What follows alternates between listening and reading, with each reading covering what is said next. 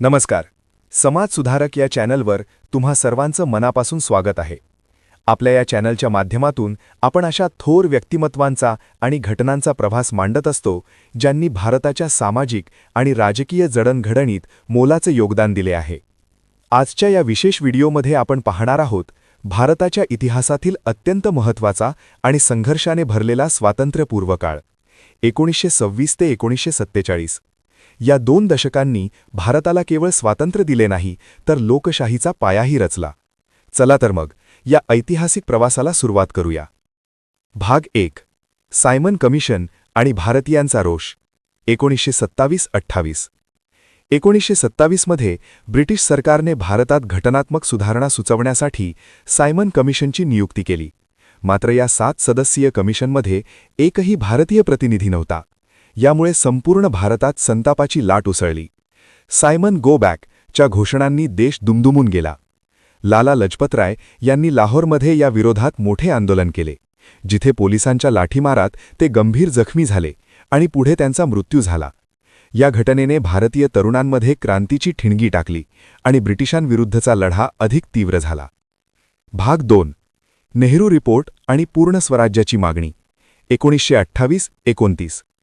Simon कमिशनला उत्तर म्हणून भारतीयांनी स्वतःचे संविधान तयार करण्याचे आव्हान स्वीकारले.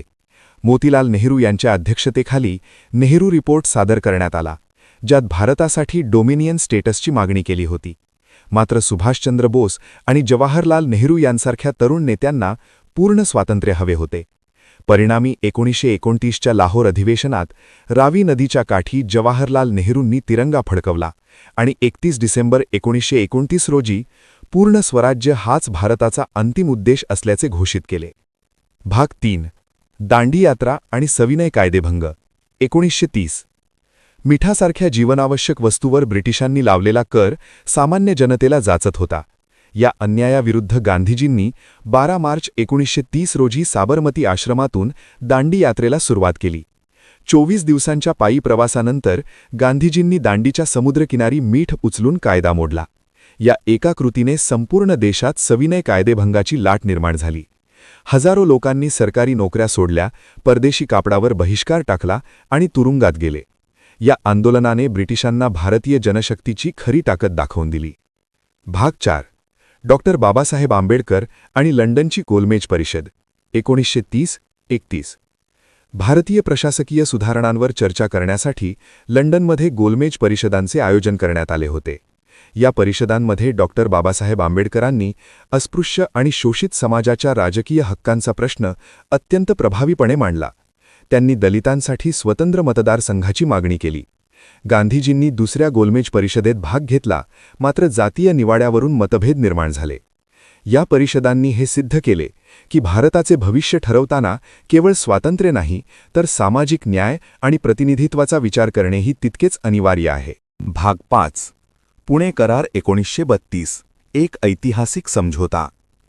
ब्रिटिश पंतप्रधान रॅमसे मॅकडॉनल्ड यांनी जातीय निवाडा जाहीर करून दलितांना स्वतंत्र मतदारसंघ दिले. गांधीजींनी याला विरोध करत येरवडा कारागृहात आमरण उपोषण सुरू केले. शेवटी अस्पृश्य समाजाचे हित आणि देशाची एकता लक्षात घेऊन डॉक्टर बाबासाहेब आंबेडकर आणि महात्मा गांधी यांच्यात 24 सप्टेंबर 1932 रोजी पुणे करार झाला. या करारानुसार स्वतंत्र मतदारसंघांऐवजी राखीव जागांचे तत्त्व स्वीकारण्यात आले. या घटनेने दलितांच्या राजकीय आरक्षणाचा पाया रचला आणि भारतीय राजकारणाला एक नवी दिशा दिली. भाग 6. 1935चा भारत सरकार कायदा. ब्रिटिशांनी प्रशासकीय सोयीसाठी आणि वाढता जनक्षोभ शमवण्यासाठी 1935चा भारत सरकार कायदा मंजूर केला. या कायद्याने भारतात प्रांतिक स्वायत्तता लागू केली आणि संघराज्याची संकल्पना मांडली. जरी या कायद्यात ब्रिटिशांकडेच अंतिम सत्ता होती, तरीही भारतीयांना पहिल्यांदाच मोठ्या प्रमाणावर प्रशासनात सहभागी होण्याची संधी मिळाली. या कायद्यानेच भविष्यातील भारतीय संविधानाची चौकट तयार केली. यानंतर 1937 मध्ये झालेल्या प्रांतिक निवडणुकांमध्ये काँग्रेसने अनेक राज्यांत सत्ता स्थापन केली, ज्यामुळे भारतीयांचा आत्मविश्वास वाढला. भाग 7. दुसरे महायुद्ध आणि भारताची भूमिका 1939. 1939 मध्ये दुसरे महायुद्ध सुरू झाले आणि ब्रिटिशांनी भारतीयांना न विचारता भारताला युद्धात ओढले. याचा निषेध म्हणून काँग्रेसच्या प्रांतिक मंत्रिमंडळांनी राजीनामे दिले. मुस्लिम लीगने या दिवशी मुक्ती दिन साजरा केला, ज्यामुळे राजकीय दरी रुंदावली. ब्रिटिशांना युद्धासाठी भारतीयांच्या मदतीची गरज होती, तर भारतीय नेत्यांनी स्वातंत्र्याच्या बदल्यात मदतीची अट ठेवली. याच काळात सुभाषचंद्र बोस यांनी आक्रमक पवित्रा घेत परदेशातून भारताला मुक्त करण्यासाठी हालचाली सुरू केल्या, ज्यामुळे लढा आंतरराष्ट्रीय स्तरावर पोहोचला. भाग 8. वैयक्तिक सत्याग्रह आणि विनोबा भावे. 1940. युद्धात भारतीयांची संमती नसताना ब्रिटिशांनी भारताचा वापर केल्यामुळे गांधीजींनी वैयक्तिक सत्याग्रह सुरू केला. सर्वांनी रस्त्यावर उतरून आंदोलन करण्याऐवजी निवडक व्यक्तींनी भाषणे देऊन युद्धविरोधी प्रचार करावा असे याचे स्वरूप होते. आचार्य विनोबा भावे हे देशातील पहिले वैयक्तिक सत्याग्रही ठरले, तर दुसरे जवाहरलाल नेहरू होते. या आंदोलनाचा मुख्य उद्देश ब्रिटिशांना हे सांगणे होते की भारतीयांची इच्छाशक्ती अजूनही कायम आहे आणि ते कोणत्याही दबावाखाली आपल्या स्वातंत्र्याच्या मागणीपासून मागे हटणार नाही. भाग 9. ऑगस्ट ऑफर आणि क्रिप्स मिशन. 1940 ते 42. भारतीय पाठिंबा मिळवण्यासाठी व्हाईसरॉय लिनलिथगो यांनी 1940 मध्ये ऑगस्ट ऑफर दिली, ज्यात युद्धांनंतर डोमिनियन स्टेटस देण्याचे आश्वासन होते. त्यानंतर 1942 मध्ये सर स्टॅफोर्ड क्रिप्स यांना भारतात पाठवण्यात आले. मात्र क्रिप्स मिशनने दिलेल्या प्रस्तावात भारताच्या फाळणीची बीजे दडलेली होती आणि पूर्ण स्वातंत्र्याचा उल्लेख नव्हता. गांधीजींनी क्रिप्सच्या प्रस्तावाला बुडत्या बँकेचा पुढील तारखेचा धनादेश, अ post dated cheque on a crashing bank म्हटले. दोन्ही प्रयत्न अपयशी ठरल्याने देशात मोठ्या संघर्षाची परिस्थिती निर्माण झाली. भाग 10. छोडो भारत आंदोलन. शेवटचा एल्गार. 1942. ऑगस्ट 1942 मध्ये मुंबईच्या गवालिया टँक मैदानावर अर्थात ऑगस्ट क्रांती मैदानावर काँग्रेसचे अधिवेशन भरले. तिथे महात्मा गांधींनी छोडो भारतचा नारा दिला आणि देशवासियांना करो या मरो असा संदेश दिला. 8 ऑगस्टच्या रात्रीच सर्व प्रमुख नेत्यांना अटक करण्यात आली. नेतृत्व नसतानाही देशातील सामान्य जनता रस्त्यावर उतरली. रेल्वे मार्ग उखडणे, सरकारी कचेऱ्या जाळणे आणि समांतर सरकारे स्थापन करणे अशा घटना घडल्या. या आंदोलनाने ब्रिटिशांना जाणीव करून दिली की आता त्यांचे भारतात राहणे अशक्य आहे. भाग 11. आझाद हिंद फौज आणि नेताजींचा पराक्रम. जेव्हा भारतात छोडो भारत सुरू होते तेव्हा सुभाषचंद्र बोस यांनी जर्मनी आणि जपानच्या मदतीने आझाद हिंद फौज संघटित केली. तुम मुझे खून दो, मैं तुम्हें आझादी दूंगा या त्यांच्या घोषणेने परदेशातील भारतीयांमध्ये नवचैतन्य फुंकले. सिंगापूरहून त्यांनी चलो दिल्लीची हाक दिली. आझाद हिंद फौजेने भारताच्या ईशान्य सीमेपर्यंत धडक मारली. जरी लष्करीदृष्ट्या हे यश मर्यादित होते, तरीही या फौजेच्या पराक्रमाने ब्रिटिश सैन्यातील भारतीय सैनिकांची निष्ठा बदलली, जो ब्रिटिश साम्राज्यासाठी सर्वात मोठा धोका ठरला. भाग 12. बंगालचा दुष्काळ आणि मानवी शोकांतिका. 1943. स्वातंत्र्य लढ्याच्या धामोधुमीत 1943 मध्ये बंगालमध्ये भीषण दुष्काळ पडला. युद्धामुळे अन्नाचा साठा वळवण्यात आला होता, ज्यामुळे लाखो लोक उपासमारीने मरण पावले. ब्रिटिश सरकारच्या उदासीनतेमुळे ही मानवनिर्मित आपत्ती अधिक भयानक झाली. या घटनेने ब्रिटिश प्रशासनाचा क्रूर चेहरा जगासमोर आणला. भारतीयांमध्ये ब्रिटिशांविरुद्ध प्रचंड चीड निर्माण झाली. सामाजिक स्तरावर हा काळ गरिबी आणि हलाखीचा होता, ज्याने स्वातंत्र्याची गरज केवळ राजकीय नसून जगण्यासाठी आवश्यक आहे असे पटवून दिले. भाग 13. वेवेल योजना आणि सिमला परिषद. 1945. दुसरे महायुद्ध संपल्यानंतर लॉर्ड वेवेल यांनी भारताचा राजकीय तिढा सोडवण्यासाठी एक योजना मांडली. जून 1945 मध्ये सिमला येथे सर्व पक्षांची परिषद बोलावण्यात आली. या योजनेनुसार व्हाईसरॉयच्या कार्यकारी परिषदेत हिंदूंना आणि मुस्लिमांना समान प्रतिनिधित्व देण्याचे सुचवले होते. मात्र मुस्लिम लीगचे नेते मोहम्मद अली जिन्ना यांनी सर्व मुस्लिम प्रतिनिधी केवळ लीगनेच निवडावेत असा हेका धरला. यामुळे ही परिषद अपयशी ठरली आणि भारताच्या फाळणीची शक्यता अधिक गडद होत गेली. भाग 14. शाही नौदलाचे बंड. 1946. फेब्रुवारी 1946 मध्ये मुंबईत INS तलवार या जहाजावरील नौसैनिकांनी ब्रिटिश अधिकाऱ्यांच्या भेदभावाविरुद्ध बंड पुकारले. हे बंड केवळ खाण्यापिण्याबद्दल नव्हते, तर ते राजकीय स्वातंत्र्यासाठी होते. बघता बघता हे बंड कराची आणि कोलकात्यापर्यंत पसरले. ब्रिटिश साम्राज्याचा मुख्य आधार असलेले सैन्यच आता बंड करू लागल्यामुळे ब्रिटिश सरकार हादरले. जरी हे बंड नंतर मागे घेण्यात आले तरीही यामुळे हे स्पष्ट झाले की ब्रिटिश सत्तेची पाळेमुळे पूर्णपणे उखडली गेली आहेत. भाग 15 कॅबिनेट मिशन 1946. ब्रिटिश पंतप्रधान क्लिमेंट ॲटली यांनी भारताला स्वातंत्र्य देण्याच्या प्रक्रियेवर चर्चा करण्यासाठी 3 मंत्र्यांचे कॅबिनेट मिशन भारतात पाठवले.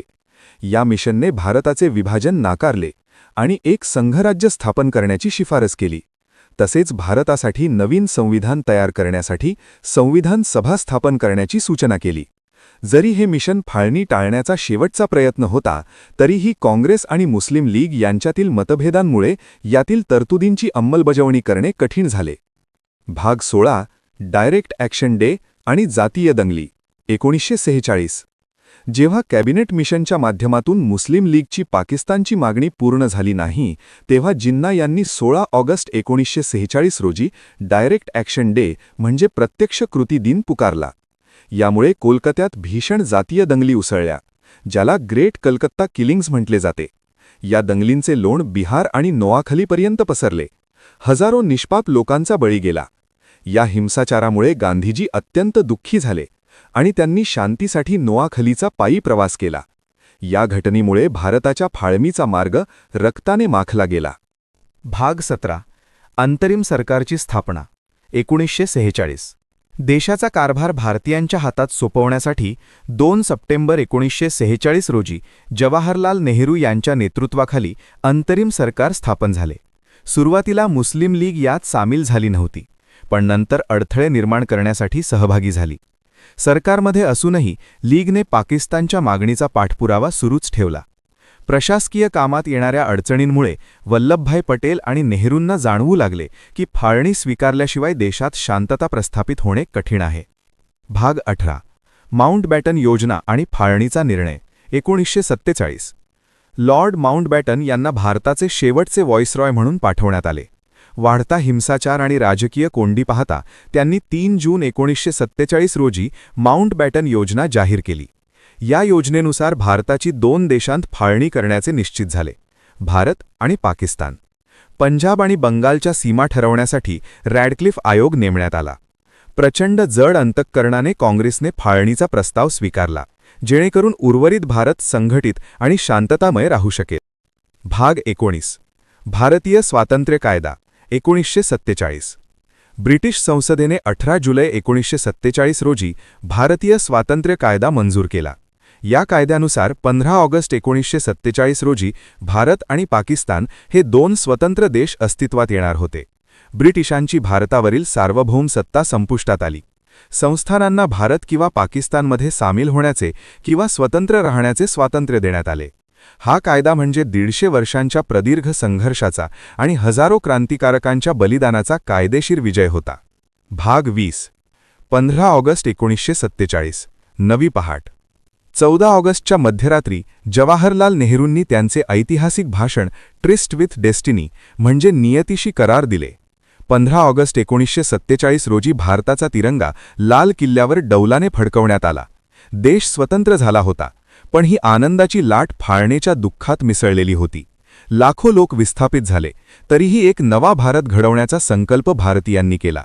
अशा प्रकारे गुलामगिरीच्या शृंखला तोडून भारत जगातील सर्वात मोठी लोकशाही म्हणून उदयास आला. निष्कर्ष मित्रांनो, हा होता 1926 ते 1947चा तो झंझावाती काळ. हा इतिहास आपल्याला सांगतो की मिळालेले स्वातंत्र्य किती मौल्यवान आहे.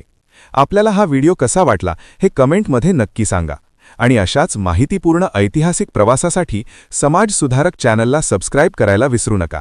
जय हिंद.